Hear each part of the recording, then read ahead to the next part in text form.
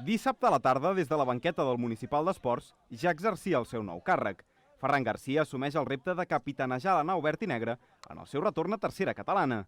Amant del futbol i home de club, l'arribada de Ferran Garcia ha vingut acompanyada d'un canvi de filosofia. A mi el que em fa il·lusió i el que m'agrada és que tothom coneixi la gent del poble, que tothom es conegui tothom i al cap i a la fi fer un equip de Santa Eulàlia, de gent de Santa Eulàlia. Manel Camacho, en aquest cas des de la grada, no es va perdre el primer gol de Mario Sánchez. El migcampista, arribat aquesta temporada a Santa Eulàlia, va engaltar una centrada lateral per estrenar el marcador. Precisament, una altra cara nova, Oriol Fuertes, va provocar la falta que suposaria el 2-0. Pedro Navío va trobar lliure de marca a Carlos Macedo, que amb un cop de cap va superar el porter visitant.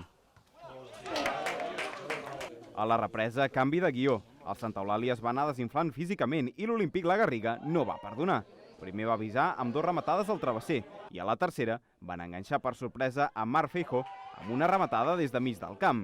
A la següent acció, jugada de tiralínies dels blanc i vermells, que Jordi Valldeniu va culminar per col·locar el definitiu empat a 2. Somos mucha gente nueva, un proyecto nuevo, entrenador nuevo, gente que vuelve al club, gente que nos hemos quedado porque creemos en este proyecto y al final todo se tiene que conjuntar. Hay que darle tiempo, tanto al míster como a los nuevos, como a los jugadores también que nos hemos quedado, que nos tenemos que adaptar. La ilusión está intacta y a partir de ahí las cosas con trabajo van a seguir seguro. A principis de setembre, el Santa Eulàlia va guanyar la primera edició de la Vall del Tenes Cup, imposant-se a la final a Lliçà d'Amunt als penals. El primer títol de l'era Ferran Garcia. El debut oficial dels verd i negres, però, serà diumenge al camp del Montornès Nord.